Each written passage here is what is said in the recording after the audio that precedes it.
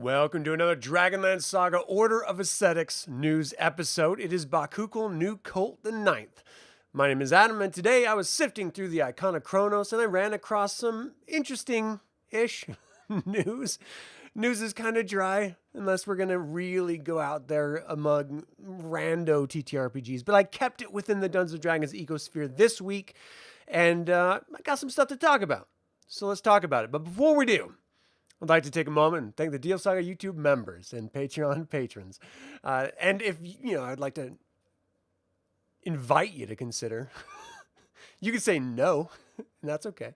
But I'd like to invite you to consider becoming a patron or member, and you can visit the links in the description below to do that. You can even grab Dragonlance Media using my affiliate link and get $10 off by signing up to startplaying.games in the description below as well. All right, so we're going to be talking about 5 classic ways to open up your Dungeons & Dragons adventures.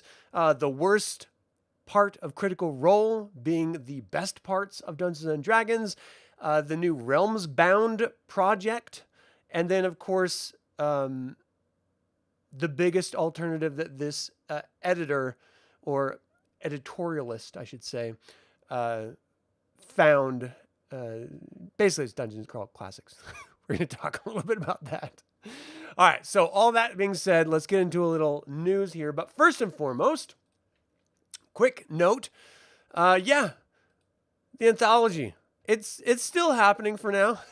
Fingers crossed it happens at all.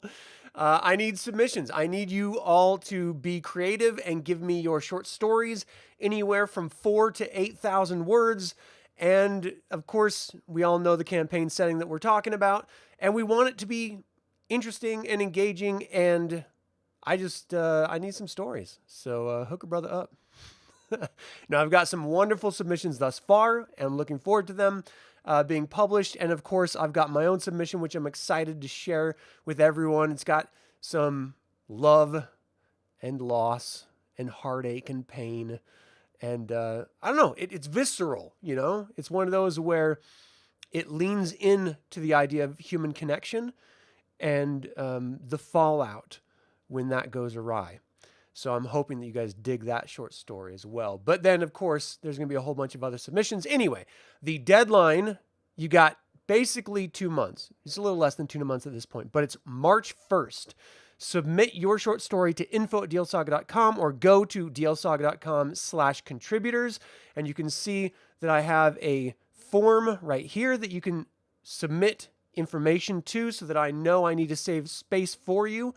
But anyone who submits, I really appreciate it. All the details are on this landing page as well.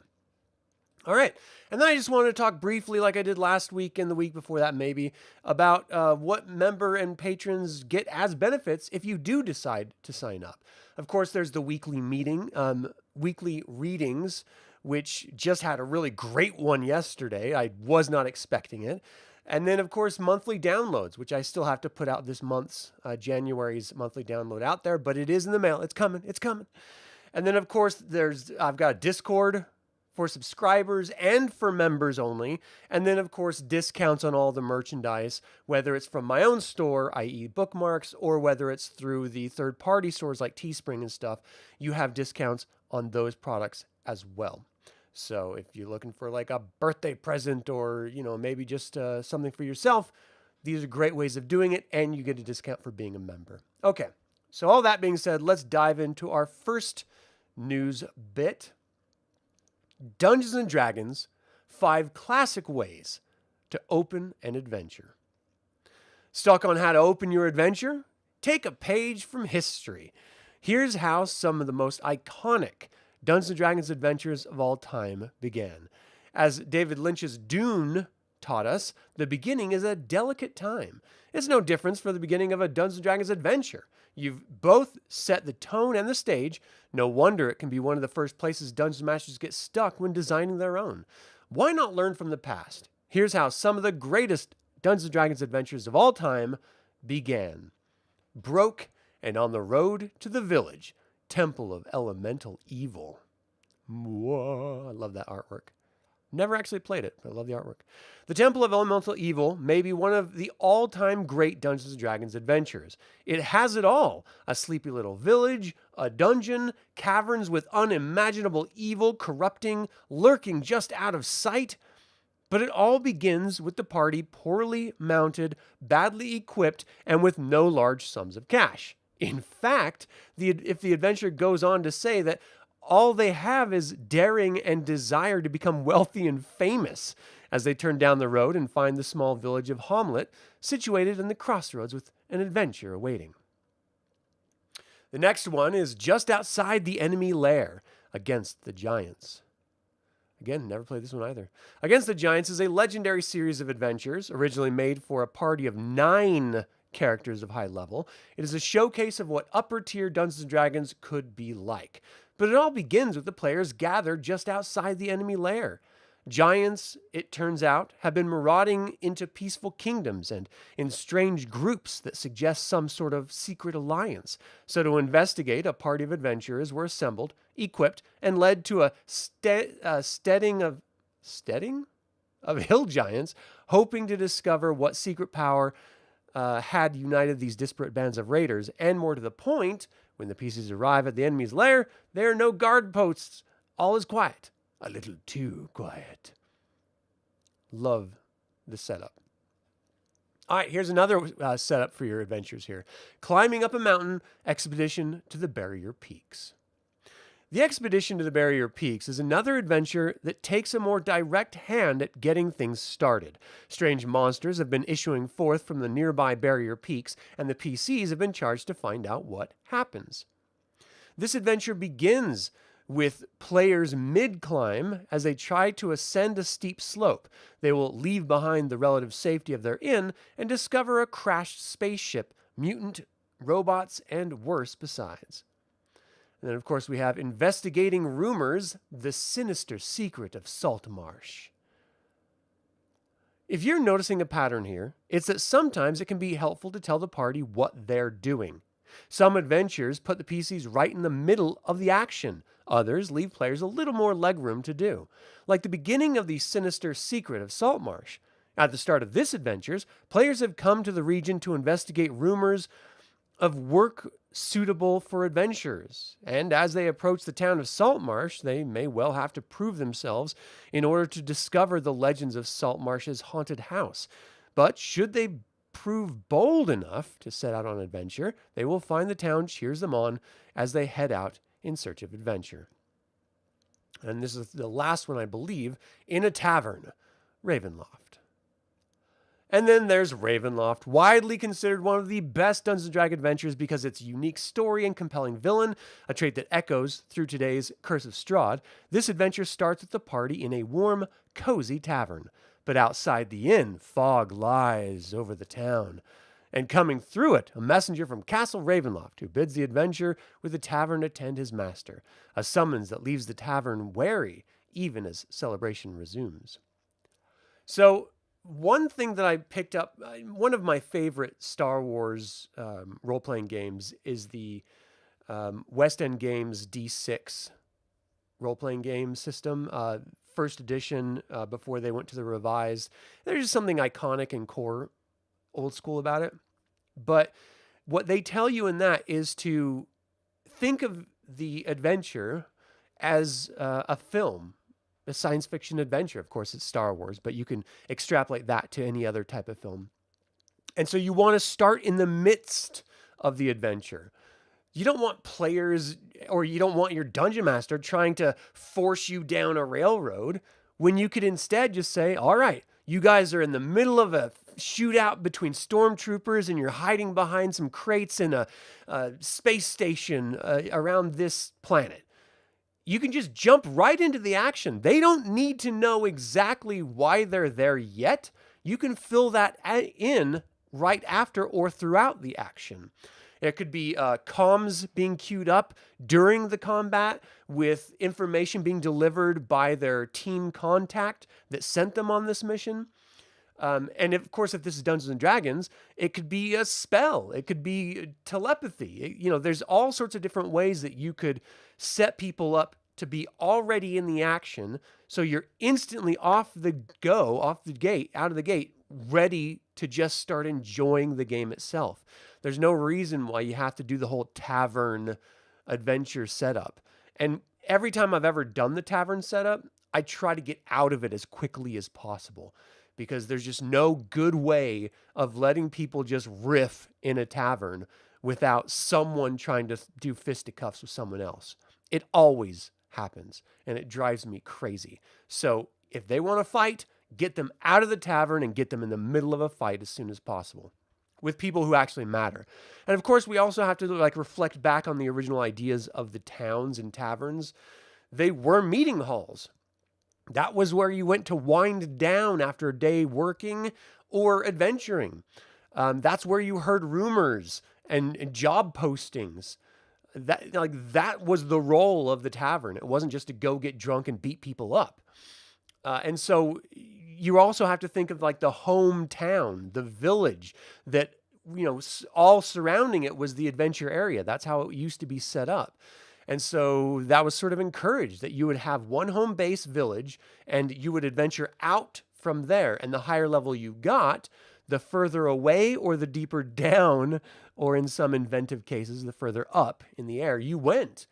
And it just let you know that you were getting greater and greater levels and more power as players, because you could go further away from the town, survive, come back, and then, of course, spend the money here, upgrade your gear, buy seers or henchmen or whatever. So when you reflect back on the whole idea of starting an adventure, and you reflect back on the idea that the town was meant to be the hub starting point, well, then why not just say, okay, well, you're from here. Your family is here. So that encourages them to protect the area. It encourages them to go out and adventure and bring back money. Hopefully, unless they're going to role play that they hate their parents or, patricide or some shit like that. But, all of these are really valid ways of starting. Like this one was directly in the action. You're literally climbing up a hill. What do you do? I like that stuff. I think it's really kind of cool. Right outside the enemy's lair. And then, of course, you're broken on the road to the village. And that's where you're finding adventure. It's a great setup. So how do you set up your adventures if you're just not doing an adventure, but you're just sort of doing your own campaign, free-form adventuring? How do you start your players out with a new adventure that you're setting them out on if it's not a pre-made adventure? And in some cases, if it is a pre-made adventure, do you go with their version of it? It does seem to always be one of those things of well, how do I get the players together? Do they already know each other? If they do, there has to be some shared backstory, and that relies on the players to be able to improv together and riff off of each other. And that's not always the easiest thing to do. Hey, DCBs, how you doing? You played every one of those. Wow, that's awesome. I never started playing modules until 2nd edition, ever. We always just sort of did our own thing. And I don't know if it was just because I only did, I don't know. I have no idea why. We just never did. Probably because we couldn't afford modules. That's really what it came down to. We were borrowing my buddy's brother's Advanced Dungeons and Dragons books because we didn't have them. And so we would borrow them when he wasn't using them, and then we would be playing. Now that I think about it, it is kind of very much like the end of Stranger Things Season 5, with the kids come rushing down, and they start how do we play this game? That's kind of what we were doing. Because the older brother was already playing with his friends, and so, paper routes. Yeah, nice. So in any case, always interesting to see how other people start off their campaigns and their adventures. Do you start right in the action? Do you start in the town? Do you start in a tavern? How do you get your players together? Especially if they're completely different races and classes that would normally, in whatever milieu you're running, may be, have stark opposition to each other simply because of their races or classes or alignments.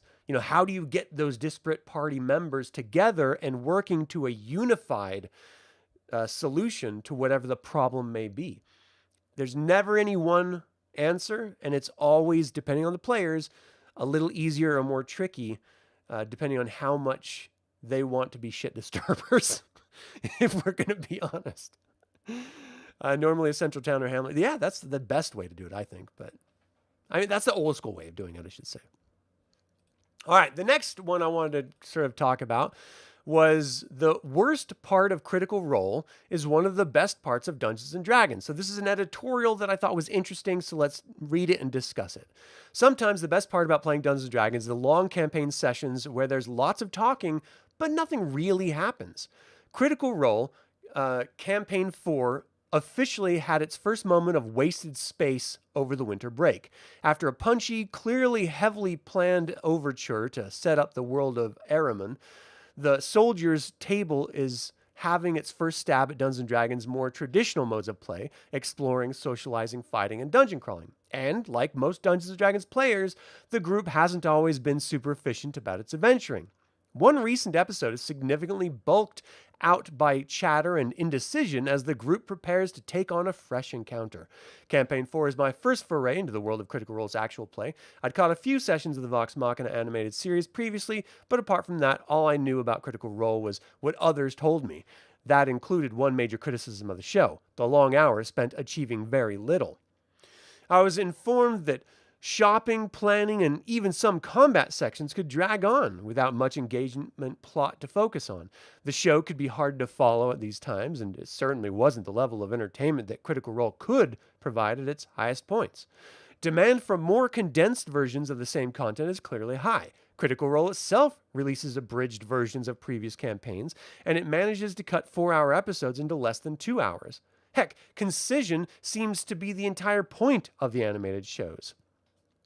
The Legend of Vox Machina has managed to squeeze a years-long campaign into 5-season series with bite-sized 30-minute episodes. The newer Mighty 9 series ups that to hour-long episodes, but even that reduces the original well of content into stream. Efficiency is certainly the preferred approach for traditional storytelling.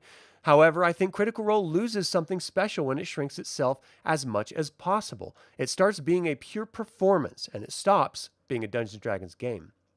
As a dungeon master of my own D&D games, I relish the moments when the story grinds to a halt and the players have huge discussion about what to do next. I get to stop narrating and simply sit back and watch. I can appreciate the delight I feel at knowing my friends are enjoying themselves. I'm seeing them at maximum engagement, excitedly discussing strategies to deal with everything I might throw their way.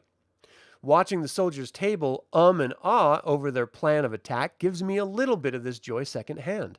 There's something intimate, something oddly nostalgic about watching a group of people play pretend. And I'm not talking about acting, whether you're entertained by the quality of their performance. I mean real childlike imaginative play, something that adults rarely do together outside of the context of a tabletop roleplay. It's in these quieter moments that we get to spend time with the people behind the characters. Even if that doesn't interest you, it's even more time with the characters themselves. Crucial relationships and character quirks are developed in downtime.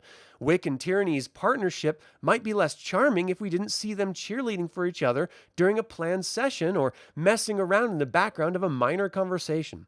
Critical Role is a big enough deal with enough money under its belt that it can afford to transform its stories into multiple formats. You're free to enjoy whatever version you like, but my heart has been truly captured by the long-winded original cut. So I don't actually watch these episodes. I'll watch like little bits of them, but I'd rather just play rather than watch people play. That being said, I feel what this editorialist is talking about. I was running a starter, First Quest, audio CD game with some of my new friends and old friends on my Evil Live Play YouTube channel.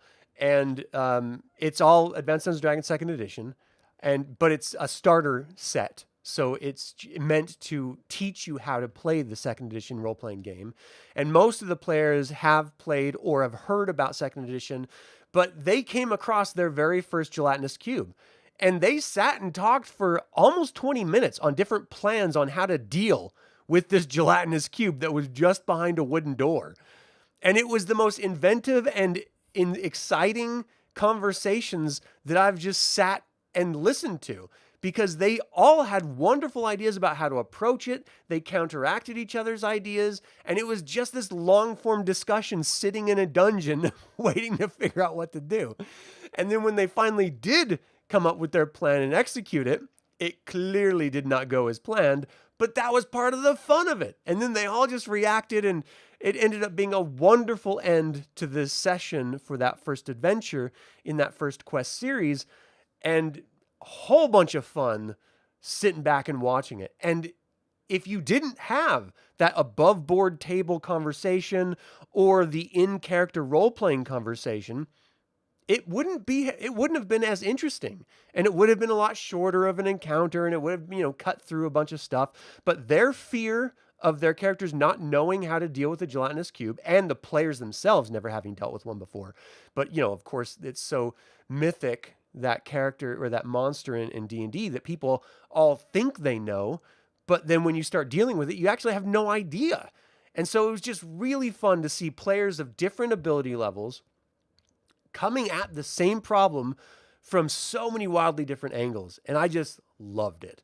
And so I'm so glad that there's other people that enjoy those types of moments, especially as a dungeon master, because she's absolutely right.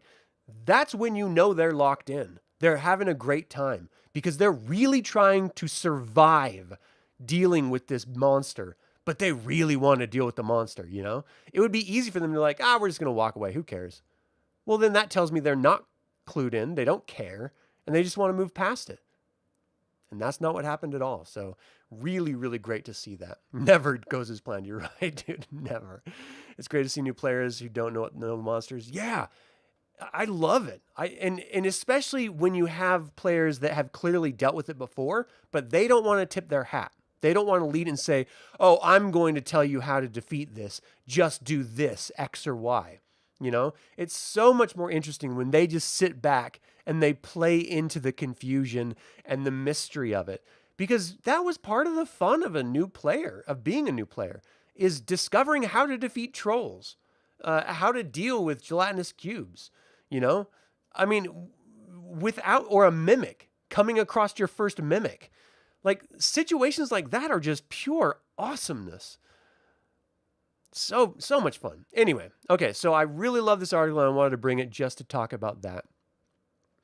That actual play is actually still on the YouTube channel if you guys are ever interested in checking it out. All right, so the next one, I don't really care about Forgotten Realms at all, but it did remind me of what I'm doing with the anthology for Dragonlance, but also, DL Saga, but also what we could do as a community, or how we have been dealing as a community with producing Dragonlance content. So Ed Greenwood's RealmsBound project brings new depth to Dungeons & Dragons Forgotten Realms. The creator of the most popular Dungeons & Dragons setting has announced a new project. Ed Greenwood, the creator of the Forgotten Realms, has announced RealmsBound, a series of books designed to flesh out the iconic setting further.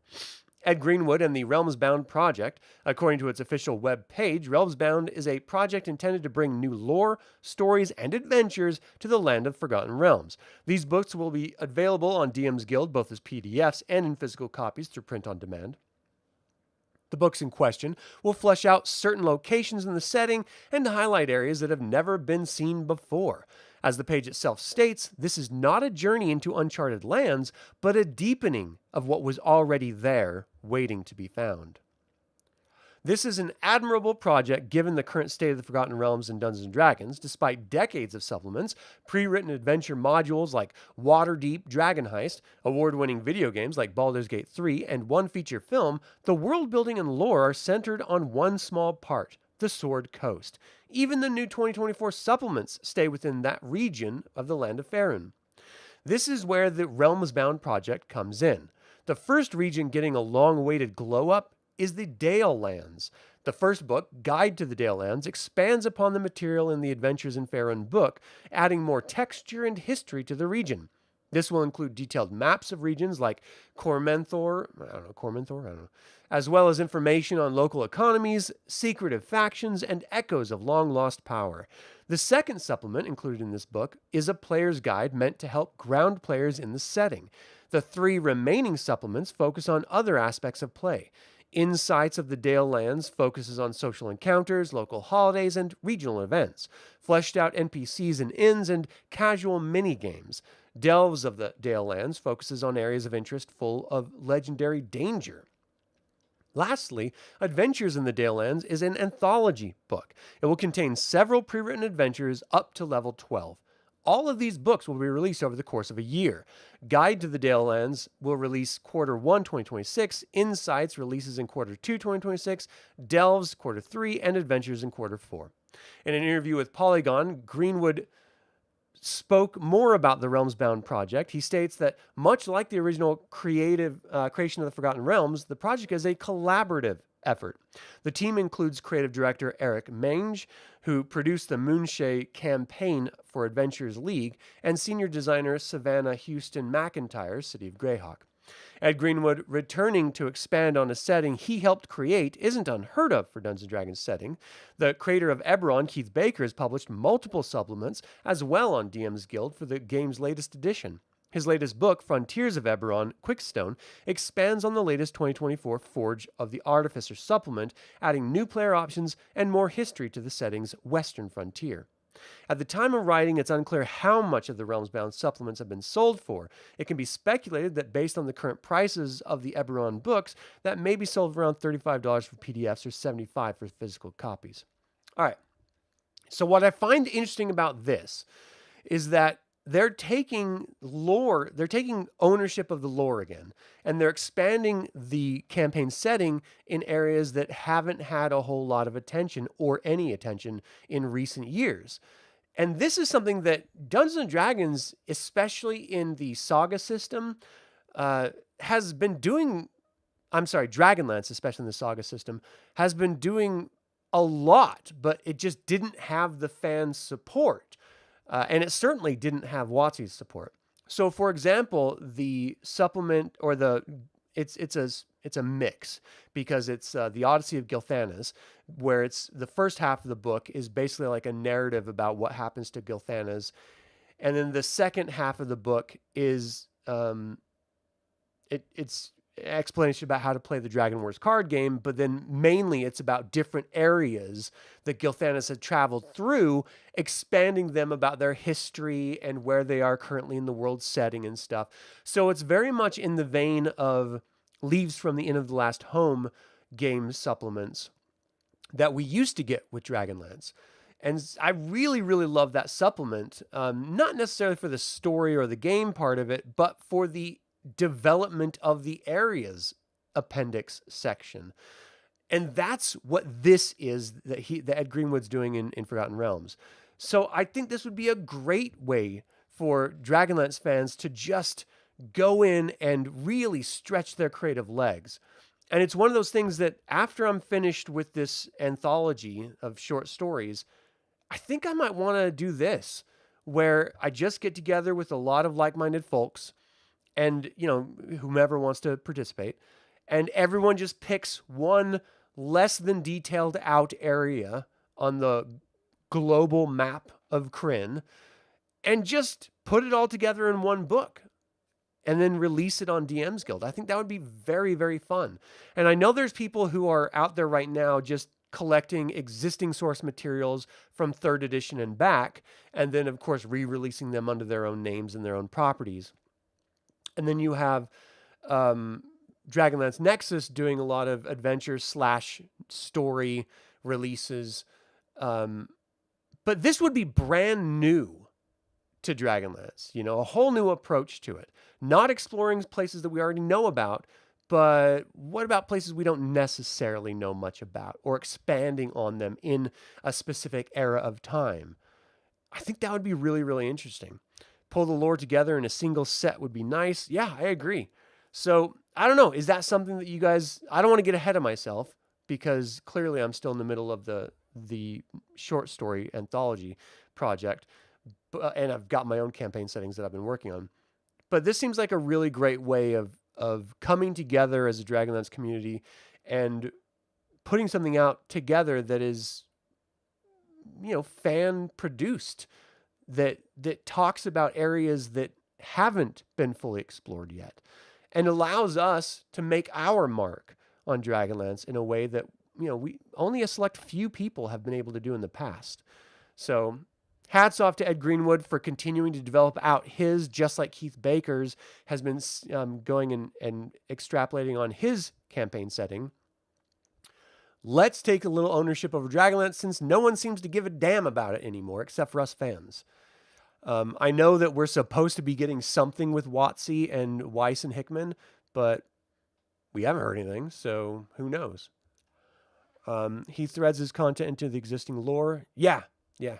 And that's what I think we would ultimately be doing as well. We would take an era and a location that doesn't have a lot developed out for it and just develop it out.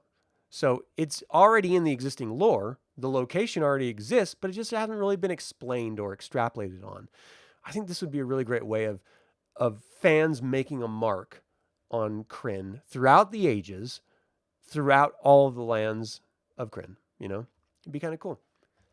So, in the same way that Dragonlance Nexus back in the day put out Atlantum. I don't know. I've never really explored it myself. I just have heard about it. But it's a nice way of making a fan mark on your favorite campaign settings. So you were telling him first Dragon War campaign would be fun. Oh, yeah. I mean, I don't know about fun because it would be brutal. But that is kind of fun too. So, but that would be really interesting, I think. All right.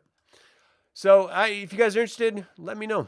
Let's see what we can put together. All right. The last story that I wanted to cover, and only because there's a humble bundle from Bob Worldbuilder, YouTube content creator, out right now for Dungeon Crawl Classics, where you can get a whole bunch of Dungeon Crawl Classics materials in PDF form for very inexpensive through Humble Bundle. So if you've never played it, or you've been interested, or you just want to pick up some extra stuff, go check out that Humble Bundle. And it's on their website, so just check out humblebundle.com. Anyway, after 8 years of playing Dungeons & Dragons nonstop, I've finally tried its biggest alternative. This is what I learned from playing Dungeon Crawl Classics.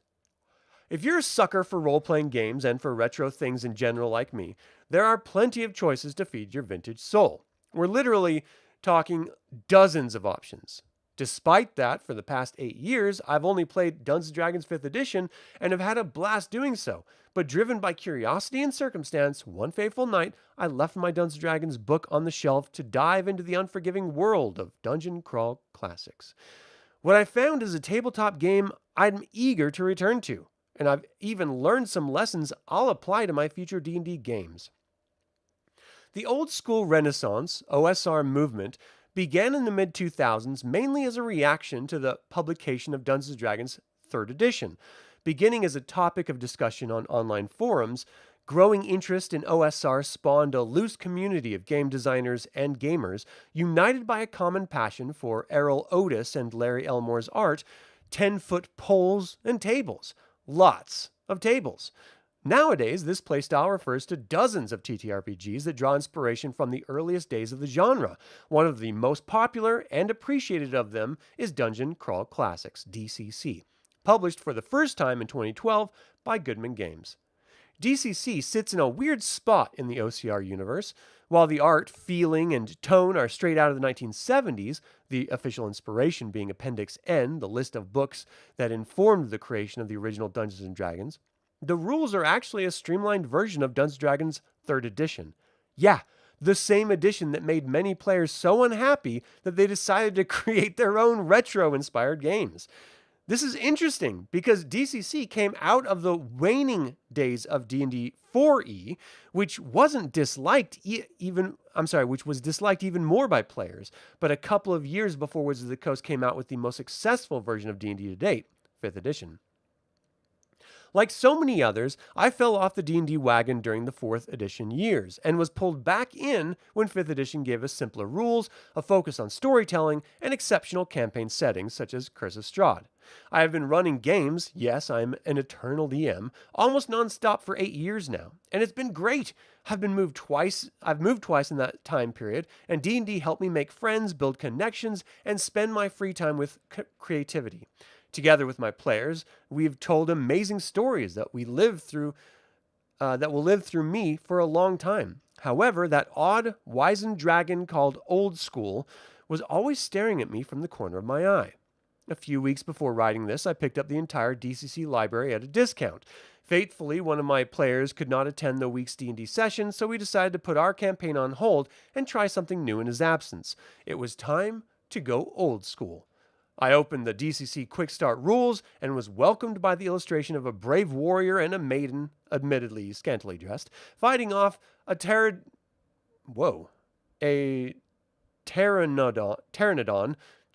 with a clearly evil wizard looming behind, which seemed to come straight out of a pulp trade paperback. Okay, I'm interested. The following page was a spoof on the black and white martial arts ads found in 1970s magazines, which proudly proclaimed DCC as the deadliest game alive, and now entertained. Before getting to the rules, one final message appeared. You're no hero. Now I'm fully in. The premise of DCC is that the game is not a heroic fantasy where players find fulfillment by building the strongest characters possible and achieving godlike feats. Instead, it's a deadly run for treasure and glory, where the fulfillment comes from surviving the horrors that await you. In DCC, you start by creating several zero-level peasants, then you run them through a first dungeon, and if any of them survive, you get to pick one and bring it to level 1, where your adventure career actually begins. The game's core statement is that it's trying to balance player characters and monsters is a fool's errand. This idea was also included in the OSR's manifesto, a quick primer for old school gaming written by Matthew Finch in 2008. DCC takes that idea and runs with it. In the game, everything about your character is randomized. You roll 6 stats, as usual, but there are no bonuses to them. And, most importantly, you don't decide where to assign the roll. If you roll low for your strength, for example, you won't decide to play a warrior because you won't hit anything. Randomization brings balance, and it works surprisingly well. Perhaps the biggest issue I've had with D&D 5e is how difficult it is to balance encounters after players get past the first 3 or 4 levels. I like to play narrative-focused campaigns, but I still want my players to feel a level of danger and excitement during the game, and that hasn't been easy. At the end of the Rime of the Frost Maidens campaign, for example, players who should be between level 9 and 10 get to fight Auriel, an actual goddess, albeit with limited powers at the moment. I was expecting this to be a challenging fight at least. Instead, my players easily dispatched Auriel not once, but thrice. She has 3 forms, each one stronger than the previous one. Keep in mind that level 10 is, in theory, only half of a character's progression in D&D. It's not a coincidence that for the entirety of 5th edition, Wizards refused to publish adventures or campaigns for high-level play, tailored for characters of level 10 and above. The only exception was 5e's final book, Vecna, Eve of Ruin. It was a silent admission that the game was not balanced for those levels, and it never would be. In DCC, on the other hand, character classes only get to level 10, and the game makes it very clear that getting so far should be an exception, not the rule. A level 5 character, for example, is described as once in a generation, with an incidence of 1 in every 10,000 people. At level 9, you are the best there ever was, with an incidence of 1 in every 10 million. At 10th, you are a demigod. This is a perfect example of old school mentality, but I think there's a lesson here that can be applied to D&D campaigns too.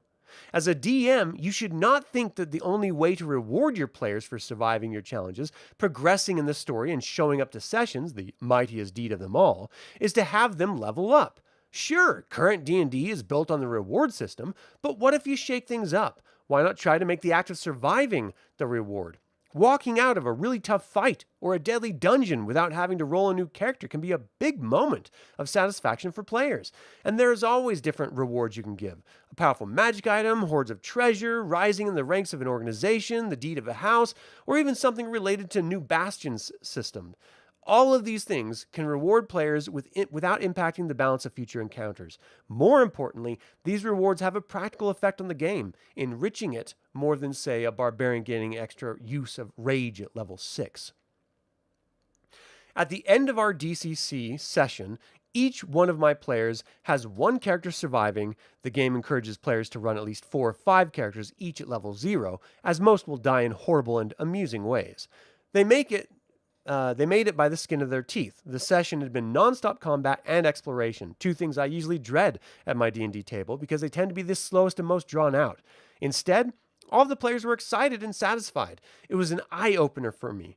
I have been thinking for a while about making my D&D games deadlier in some way, especially as we currently played Out of the Abyss, the Underdark setting of which really plays into that, but I was afraid of getting out of my comfort zone. Now I'm eager to insert some of that old school feeling of anything can happen into my games.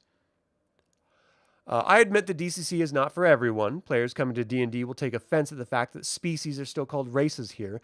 But first of all, if you take offense that someone calls species races, you're the problem.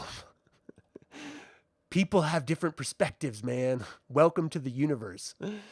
And there are classes too. You don't get to play an elf wizard, just an elf, or at the exclusive use of male pronouns to refer to characters in the rules.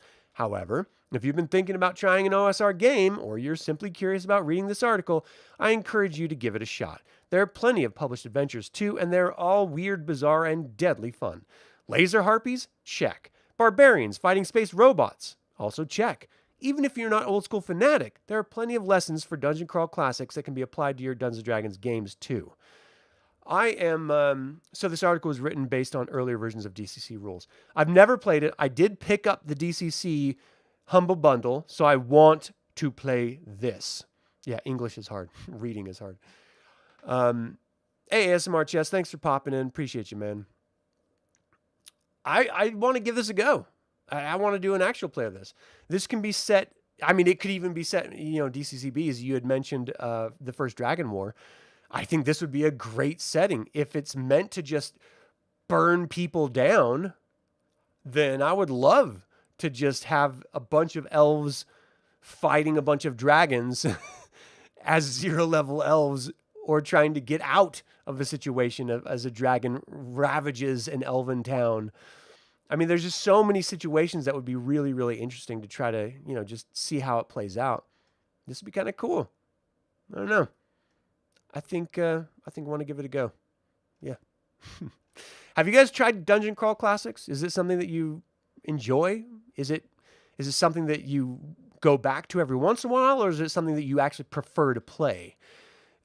Because I find a lot of these sort of alternate OSR game systems tend to be palette refreshers rather than I want to just exclusively use this.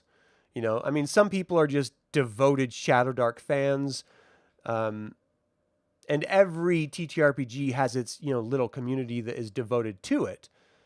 But if you're going to be pulling away an existing TTRPG fan group and having them dive into an OSR system, which one would you think would be the easiest for them to give a go and just see, on a one-off day? I'd be interested to hear what you have to say. You played it starting with a funnel. It was great fun. You tried playing basic D&D a while back. DC was way better than... Oh, interesting. Okay. Because I also want to go back and do the B1 adventure from the old D&D basic set that I had when I was a kid. See what that's like nowadays, See how I could adapt it and make it fun and engaging in Dragonlance. But anyway, that's what I want to talk about. Again, if you don't have these yet, they're available right now. Thanks for tuning in, Belaine. Appreciate you.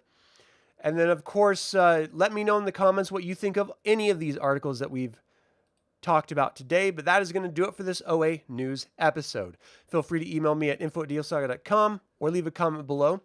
I would like to take a moment and remind you to subscribe to this YouTube channel, ring the bell, and get notified about upcoming videos, and click the like button. This all goes to help other Dragonlance fans learn about this channel and its content.